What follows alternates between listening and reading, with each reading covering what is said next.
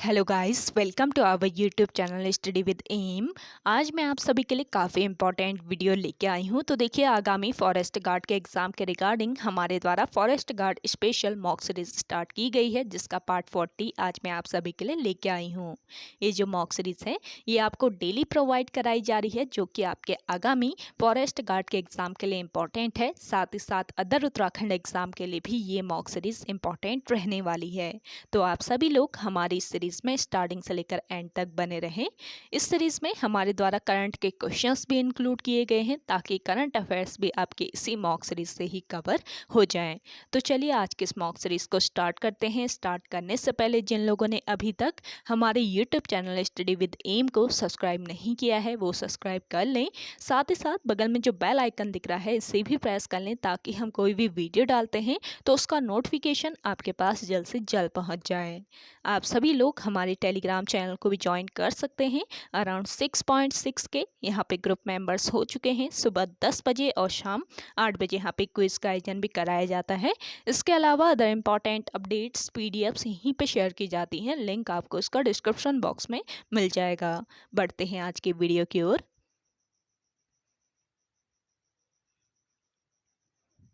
इस सीरीज का पहला क्वेश्चन है, हाल ही में इंटेलिजेंस ब्यूरो के नए निर्देशक किसे नियुक्त किया गया है।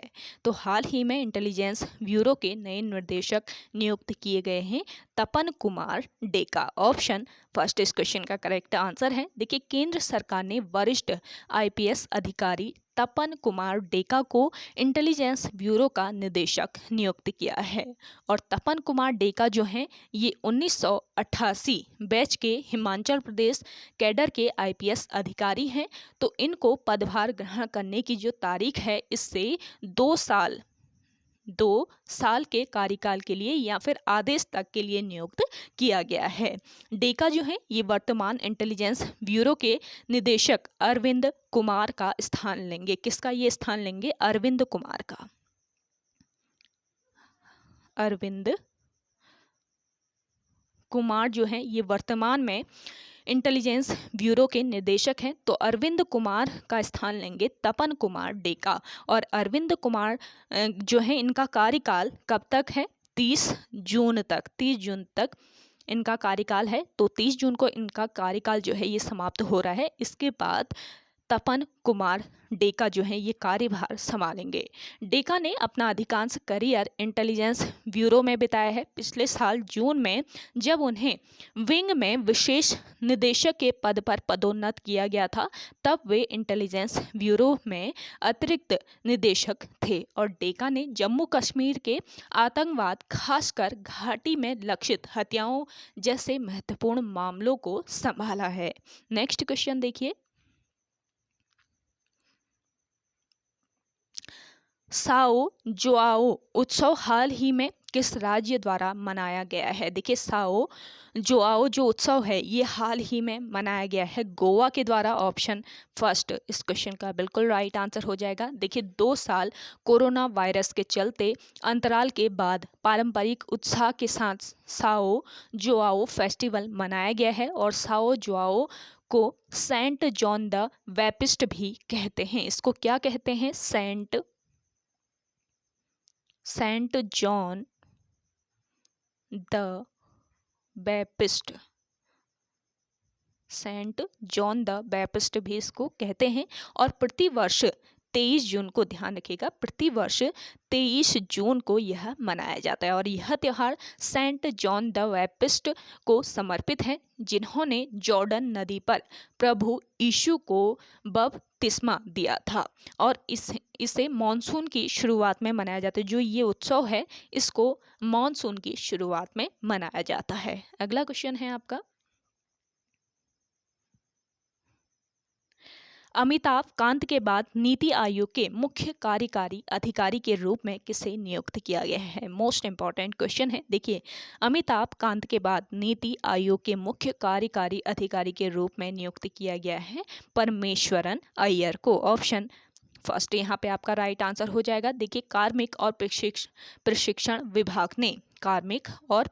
विभाग ने पूर्व पेयजल और स्वच्छता सचिव परमेश्वरन अय्यर को national institution for transforming India यानी कि नीति आयोग का मुख्य कार्यकारी अधिकारी यानी कि सीईओ नियुक्त कर दिया है। परमेश्वर अय्यर का जो कार्यकाल है ये मौजूदा सीईओ अमिताभ कांत का कार्यकाल 30 जून 2022 को पूरा होने पर शुरू होगा और परमेश्वरन अय्यर उत्तर प्रदेश कैडर के 1981 बैच के आईएएस अधिकारी हैं। तो इन्हें नीति आयोग के मुख्य कार्यकारी अधिकारी के रूप में नियुक्त किया गया है और इनका जो कार्यकाल है वो 30 जून को अमिताभ कांत के कार्यकाल पूरा होने के बाद शुरू हो जाएगा। अगला देखिएगा, कंचनजंघा नामक जो पुस्तक है इसके लेखक कौन है। देखिए कंचनजंघा जो पुस्तक है आपकी, इसके लेखक कौन है? हुकुम सिंह रावत। ऑप्शन फर्स्ट यहाँ पे आपका बिल्कुल राइट आंसर है। देखिए हुकुम सिंह रावत जो हैं ये एक पर्वतारोही हैं। हुकुम सिंह रावत एक पर्वतारोही हैं और इन्होंने वर्ष 1991 ईस्वी में कंचनजंघा का सफल आरोहण किया। कंचनजंघा पर्वत का इन्होंने सफल आरोहण किया वर्ष 1991 ईस्वी में और इन्होंने वर्ष 1992 ईस्वी में 6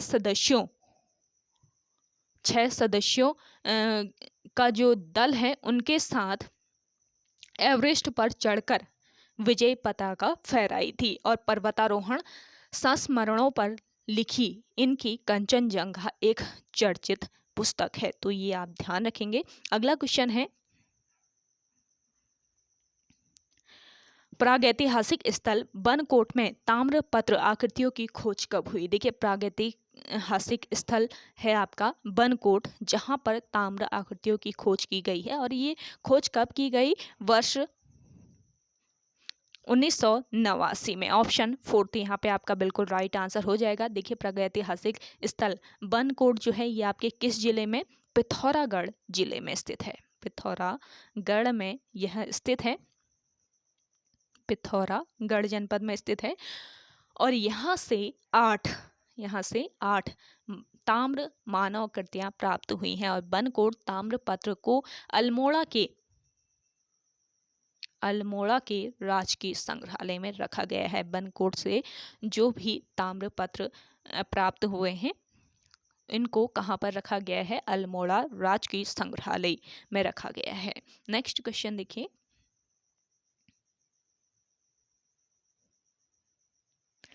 1934 में अल्मोड़ा में समता नामक पत्र का संपादन किया। देखिए 1934 की बात करें तो अल्मोड़ा में समता नामक जो पत्र था इसका संपादन किसने किया? साप्ताहिक पत्र था ये। समता जो पत्र था ये एक साप्ताहिक पत्र था तो इसका संपादन किया वर्ष 1934 ईस्वी में हरि प्रसाद टमटा ने। ऑप्शन सेकंड यहाँ पे आपका बिल्कुल राइट आंसर है। देखिए दलितों के उत्थान के लिए समता पत्र का पहला अंक 1 जून 1934 को निकला था। ये ध्यान रखेंगे किसके लिए?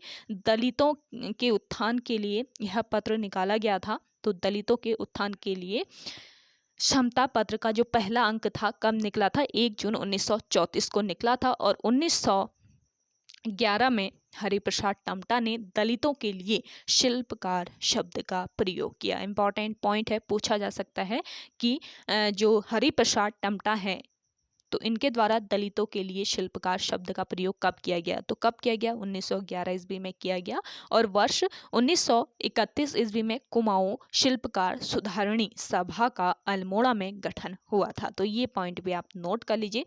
नेक्स्ट क्वेश्चन देखिए, छतरा बांध किस नदी पर स्थित है? देखिए छतरा बांध की बात करें तो यह किस नदी पर स्थित है?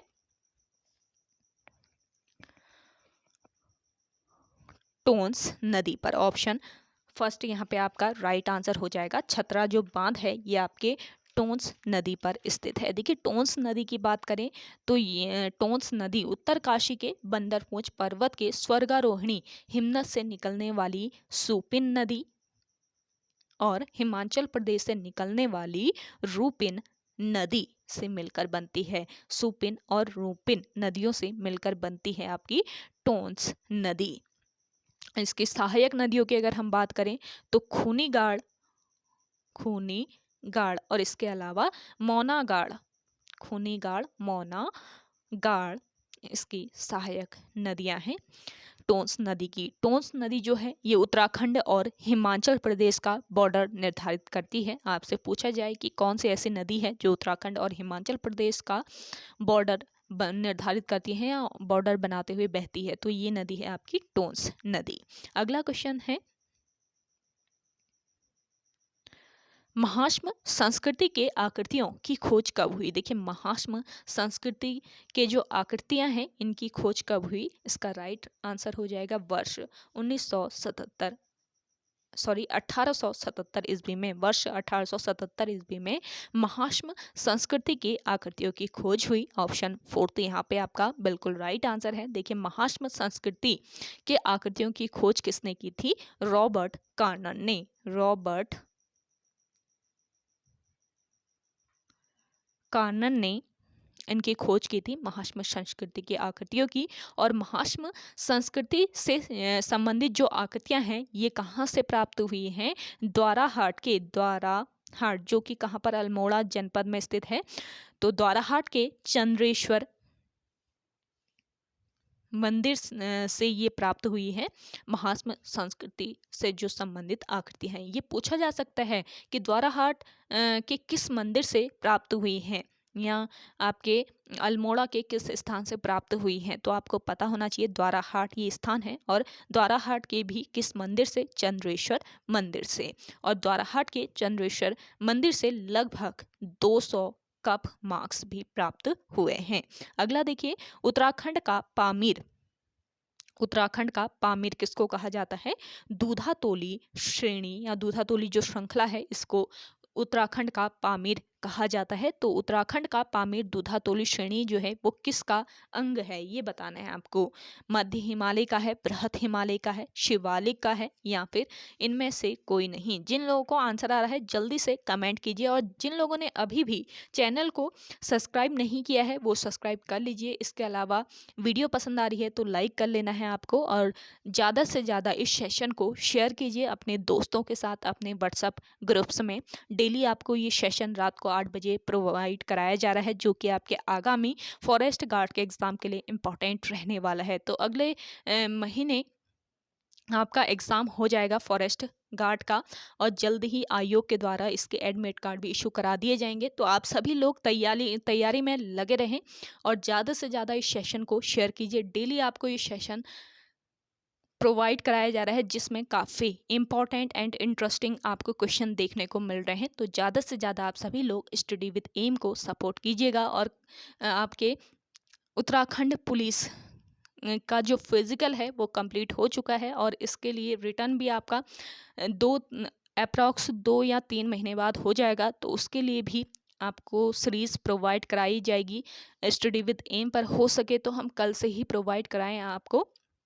तो आप सभी लोग उत्तराखंड पुलिस वाले जितने लोग हैं तो उस सीरीज़ को भी ज़रूर फॉलो कीजिएगा। आप सभी से रिक्वेस्ट रहेगा, और स्टडी विद एम को ज़्यादा से ज़्यादा आप सभी का सपोर्ट चाहिए। देखिए आप सभी सपोर्ट करेंगे तो आपके लिए ही यहाँ पे इंटरेस्टिंग वीडियोस आती रहेंगी, इंपॉर्टेंट क्लासेस यहाँ पे चला दी जाएंगी। और साथ ही साथ देखिए आप सभी को कोई भी नोटिफिकेशन आयोग के द्वारा प्रोवाइड कराया जाता है, या कोई भी आपको अपडेट, चाहे वो वैकेंसी के रिगार्डिंग हो, चाहे आपके कोई भी संवाद आयोग के द्वारा जारी किया जाए, तो आपको सबसे पहले स्टडी विद एम के द्वारा प्रोवाइड कराया जा रहा है। तो आप सभी लोग ज़्यादा से ज़्यादा सपोर्ट कीजिए स्टडी विद एम को। जिन लोगों ने अभी भी चैनल को सब्सक्राइब नहीं किया है वो सब्सक्राइब कर लीजिए। साथ ही साथ आपको ज़्यादा से ज़्यादा शेयर करना है। कमेंट सेक्शन में कमेंट करते रहें। आप सभी को आज का ये सेशन कैसा लग रहा है? आप बहुत कम लोग कमेंट कर रहे हैं, ज़्यादा से ज़्यादा लोग कमेंट कीजिएगा। देखिए काफ़ी अच्छा लगता है आप सभी के कमेंट पढ़ के, हम भी मोटिवेट होते हैं आपके लिए इंटरेस्टिंग वीडियो, इंपॉर्टेंट वीडियोस लाने के लिए। तो आप सभी लोग ज़्यादा से ज़्यादा कमेंट कीजिए कमेंट सेक्शन में। अगला देखिए उत्तराखंड का जो पामीर है ये दूधातोली श्रृंखला को कहा जाता है, और ये किस हिमालय का अंग है? तो मध्य हिमालय का यह अंग है। ऑप्शन फर्स्ट यहाँ पे आपका बिल्कुल राइट आंसर हो जाएगा। देखिए मध्य हिमालय की ऊंचाई की बात करें, मध्य हिमालय की ऊंचाई लगभग 1800 से लेकर 3000 मीटर तक है, ये ध्यान रखेंगे। मध्य हिमालय की हाइट की बात करें तो 1800 से लेकर 3000 मीटर्स की हाइट है। और राज्य में मध्य हिमालय की ऊंचाई 1200 से लेकर 4500 मीटर तक है। अगर आपसे राज्य में पूछी जाए तो आपका क्या हो जाएगा, 1200 से लेकर 4500। और कुल ऊंचाई हो जाएगी 1800 से लेकर 3000 मीटर।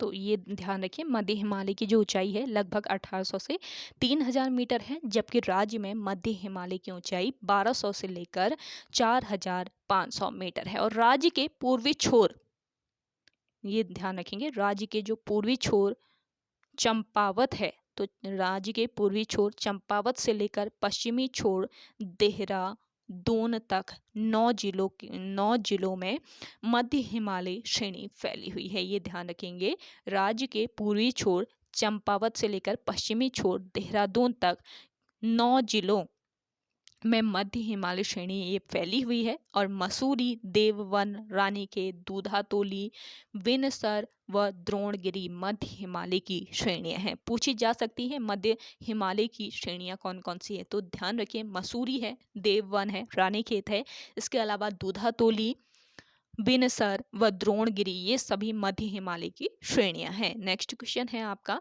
शरावती नदी पर कौन सा जलप्रपात स्थित है। देखिए, शरावती नदी की बात करें, इस पर कौन सा जलप्रपात है, गरसप्पा जलप्रपात। ऑप्शन फर्स्ट यहाँ पे आपका बिल्कुल राइट आंसर हो जाएगा।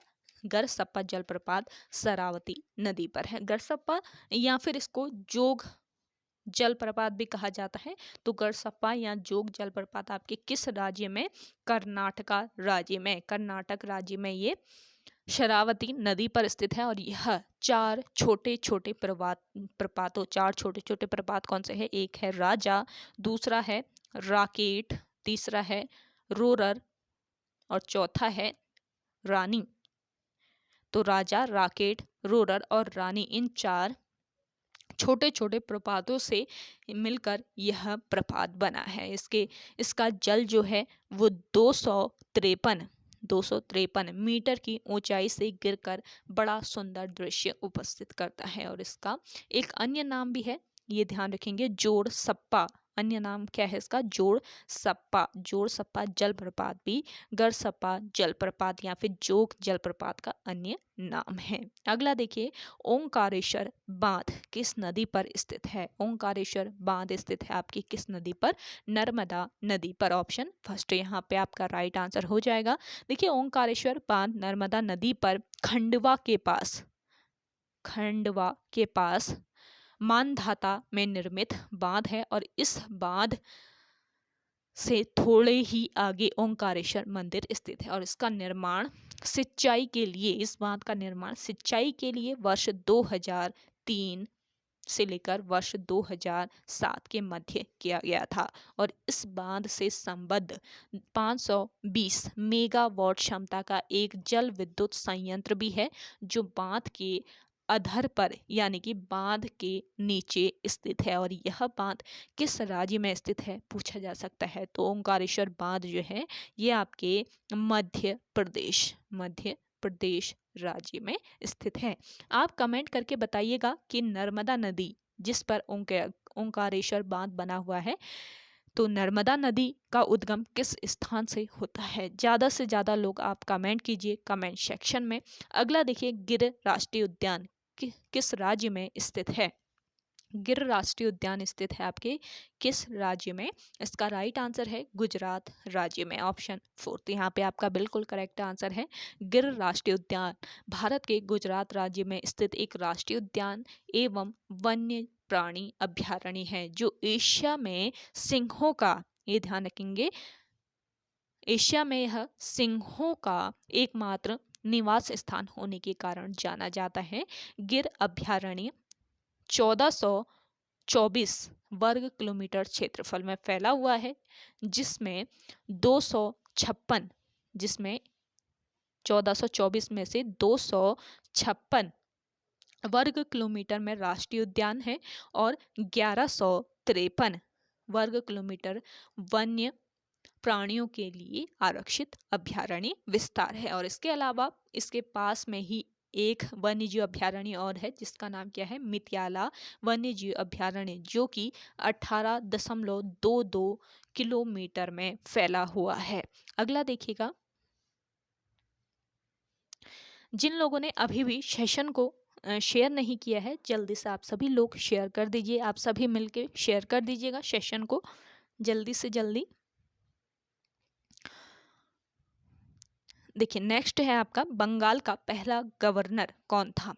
देखिए बंगाल के पहले गवर्नर की बात हो रही है, गवर्नर जनरल नहीं, गवर्नर की यहाँ पे बात हो रही है। तो बंगाल का पहला जो गवर्नर था ये कौन था, क्लाइव था, रॉबर्ट क्लाइव बंगाल का पहला गवर्नर था। ऑप्शन सेकंड है आपके यहाँ पे राइट आंसर हो जाएगा। और बंगाल का पहला गवर्नर जनरल आपसे पूछा जाए कि बताइए बंगाल का पहला गवर्नर जनरल कौन है, तो इसका राइट आंसर हो जाएगा वॉरेन हेस्टिंग्स। वॉरेन हेस्टिंग्स जो है ये, वॉरेन हेस्टिंग जो है ये गढ़वाल का नहीं, बंगाल का पहला गवर्नर जनरल है। और भारत का पहला गवर्नर जनरल आपसे पूछा जाए तो भारत का पहला गवर्नर जनरल कौन था, विलियम बेंटिक। विलियम बेंटिक जो है ये भारत का पहला गवर्नर जनरल था। और आपसे पूछा जाए कि बताएं कि स्वतंत्र भारत का पहला गवर्नर जनरल कौन है, तो स्वतंत्र भारत का पहला गवर्नर जनरल था माउंट बेटन। तो इन सभी पॉइंट्स को नोट कर लीजिए, काफ़ी इंपॉर्टेंट पॉइंट है आपके आगामी एग्जाम के लिए। नेक्स्ट क्वेश्चन है, बुलंद दरवाजे का निर्माण किसने करवाया था। देखिए बुलंद दरवाजा जो है इसका निर्माण किसने करवाया, अकबर ने करवाया था। ऑप्शन फर्स्ट यहाँ पे आपका बिल्कुल राइट आंसर है। देखिए 1575 ईस्वी में अकबर ने आगरा से 36 किलोमीटर दूर फतेहपुर सिकरी नामक नगर की स्थापना की थी। किसने, अकबर ने वर्ष 1575 ईस्वी में आगरा से 36 किलोमीटर दूर फतेहपुर सिकरी नामक जो नगर है इसकी स्थापना की थी। और उसमें प्रवेश करने के लिए, ध्यान रखिएगा, फतेहपुर सिकरी जो नगर है इसमें प्रवेश करने के लिए अकबर ने बुलंद दरवाजा बनाया था। तो बुलंद दरवाजे का निर्माण क्यों किया गया था ये भी आपको पता रहना चाहिए। और बुलंद दरवाजा अकबर ने गुजरात जीतने के उपलक्ष्य में बनवाया था। इंपॉर्टेंट पॉइंट है, गुजरात को जीतने के उपलक्ष्य में बुलंद दरवाजा अकबर ने बनवाया था। और इसी वर्ष अकबर ने फतेहपुर सिकरी में धार्मिक परिचर्चाओं हेतु इबादत खाने की भी स्थापना की थी। देखिए बुलंद दरवाजे की बात करें तो बुलंद दरवाजा हिंदू और फारसी स्थापत्य कला का अद्भुत उदाहरण होने के कारण इसे भव्यता के द्वार नाम से भी जाना जाता है। आपसे पूछा जाए कि भव्यता के द्वार नाम से कौन सा स्थान जाना जाता है या कौन सा दरवाजा जाना जाता है, तो ये है आपका बुलंद दरवाजा, जो कि हिंदू और फारसी स्थापत्य कला का एक अद्भुत उदाहरण है। और देखिए 42 सीढ़ियों के ऊपर स्थित बुलंद जो दरवाजा है ये 53.63 मीटर ऊंचा और 35 मीटर चौड़ा है। तो कहाँ पर इसका निर्माण किया गया, आगरा से 36 किलोमीटर दूर फतेहपुर सिकरी नामक नगर में यह बना हुआ है बुलंद दरवाजा, जिसकी स्थापना किसने करी थी, जिसका निर्माण करवाया था अकबर ने। अगला देखिएगा, पौड़ी गढ़वाल में स्थित कण्वाश्रम किन पर्वतों के मध्य स्थित है। देखिए आपका जो कण्वाश्रम है ये कहाँ पर स्थित है, पौड़ी गढ़वाल में स्थित है। ये पॉइंट ध्यान रख लीजिए। और पौड़ी गढ़वाल में किन पर्वतों के मध्य यह स्थित है ये बताना है।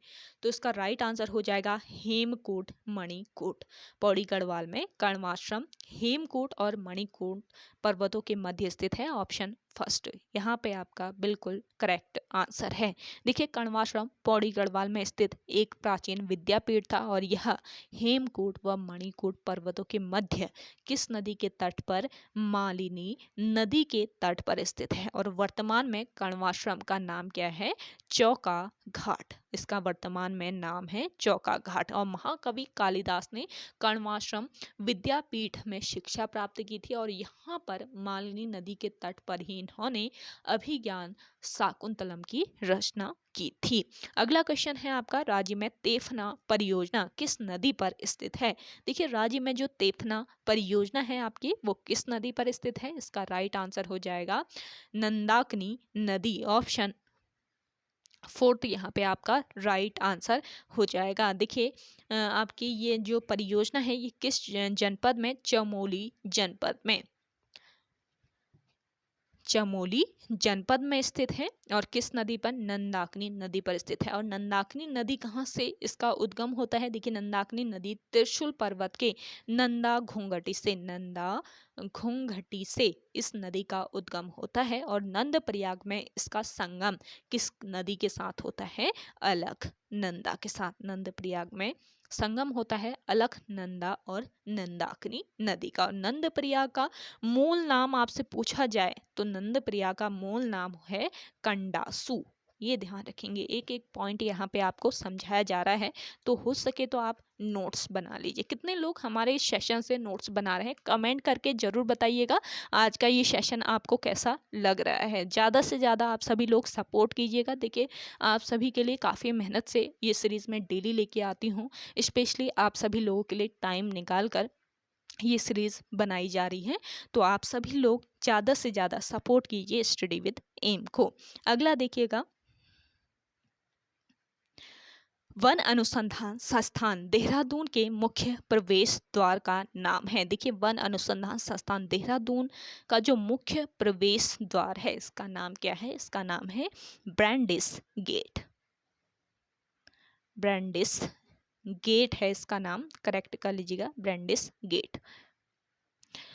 तो देखिए, वर्ष 1991 की बात करें, वर्ष 1991 ईस्वी में FRI यानी कि वन अनुसंधान संस्थान को डीम्ड विश्वविद्यालय घोषित किया गया था। मोस्ट इम्पॉर्टेंट पॉइंट है, पूछा जाए कि FRI यानी कि वन अनुसंधान संस्थान को डीम्ड विश्वविद्यालय का दर्जा कब मिला, तो वर्ष 1991 ईस्वी में मिला था। और देश के प्रथम वन विद्यालय की जो स्थापना है ये 1878 ईस्वी में फॉरेस्ट स्कूल ऑफ देहरादून के नाम से हुई थी, जिसके गठन की सलाह किसने दी थी, डीट्रिच ब्रांडिस ने दी थी। डीट्रिच ब्रांडिस ने इसके गठन की सलाह दी थी। तो इन्हीं के नाम पर रखा गया है इस गेट का नाम ब्रांडिस गेट। ये पॉइंट भी यहाँ से आप ध्यान में रख सकते हैं। और 1884 ईस्वी में इसका नाम बदल कर क्या कर दिया गया, इंपीरियल फॉरेस्ट स्कूल रखा गया। और वर्ष 1906 ईस्वी में अनुसंधान कार्य के साथ जोड़ते हुए इसका नाम इंपीरियल फॉरेस्ट रिसर्च इंस्टीट्यूट रखा गया। और स्वतंत्रता के बाद इसका नाम क्या हो गया, फॉरेस्ट रिसर्च इंस्टीट्यूट हो गया। ये ध्यान रखेंगे, सभी पॉइंट काफ़ी इंपॉर्टेंट रहते हैं इस सेशन के। तो आप सभी लोग नोट्स बनाते रहें। अगला देखिए, हिल साइड सेफ्टी कमेटी का गठन कब किया गया। हिल साइड सेफ्टी कमेटी जो है इसका गठन किस वर्ष किया गया। जल्दी से आप सभी लोग कमेंट कीजिए जिन लोगों को आंसर आ रहा है। हिल साइड सेफ्टी कमेटी का गठन कब किया गया, तो वर्ष 1867 इसका राइट आंसर है। ऑप्शन 4 तो बिल्कुल राइट आंसर है। 1867 ईस्वी में हिल साइड सेफ्टी का गठन किया गया। कहाँ पर इसका गठन, नैनीताल में। नैनीताल में इसका गठन किया गया। और 1867 में, देखिए 1867 में नैनीताल में प्रथम बार भूस्खलन हुआ था। और इसके कारणों का पता लगाने के लिए एक कमेटी गठित की गई जिसका नाम क्या है, हिल साइड सेफ्टी कमेटी। और इसका गठन किसके द्वारा किया गया, रैमजे के द्वारा। हेनरी रैमजे के द्वारा इसका गठन किया गया था। और नैनीताल में 1880 ईस्वी में संकटपूर्ण भूस्खलन हुआ था। अगर आपसे पूछा जाए कि यहाँ पर संकटपूर्ण भूस्खलन कब हुआ, तो कब हुआ, 1880 में नैनीताल में संकटपूर्ण भूस्खलन हुआ था। और इसमें काफ़ी लोग मारे भी गए थे। चलिए लास्ट क्वेश्चन देखते हैं आज के सेशन का। शीलवर्मन किस वंश का प्रतापी शासक था। देखिए, शीलवर्मन जो है ये किस वंश का, शीलवर्मन है गोत्री वंश का प्रतापी शासक। ऑप्शन 4 तो इस क्वेश्चन का करेक्ट आंसर है शीलवर्मन गोत्री वंश का प्रतापी शासक था और शीलवर्मन ने बाण वाला यज्ञ वेदिका का निर्माण भी कराया था और इसने यमुना के तट पर, यमुना जो नदी है, यमुना के तट पर इसने 4 अश्वमेध यज्ञ भी करवाए थे। तो ये ध्यान रखेंगे, ये गोत्री वंश का प्रतापी शासक था शीलवर्मन। तो ओके गाइस, आज के इस सेशन में इतना ही। आई होप आपको आज का इस सेशन पसंद आया होगा। सेशन पसंद आता है तो सेशन को लाइक कीजिए, शेयर कीजिए और जिन लोगों ने अभी भी हमारी YouTube channel study with M को सब्सक्राइब नहीं किया है वो सब्सक्राइब कर लीजिए और कमेंट सेक्शन में कमेंट करना ना भूलिएगा। आज का ये सेशन आपको कैसा लगा, कितने लोगों ने हमारे सेशन से नोट्स बनाए, आप कमेंट करके ज़रूर बताइएगा और आपके कमेंट का ही इंतज़ार रहता है, हमें काफ़ी मोटिवेशन मिलता है आपके कमेंट से। साथ ही साथ आप सभी लोगों से रिक्वेस्ट रहेगा कि जिन लोगों ने इस सेशन को शेयर नहीं किया है तो शेयर कर लीजिएगा। चलिए मिलते हैं एक नई इंटरेस्टिंग वीडियोज़ के साथ, तब तक के लिए धन्यवाद।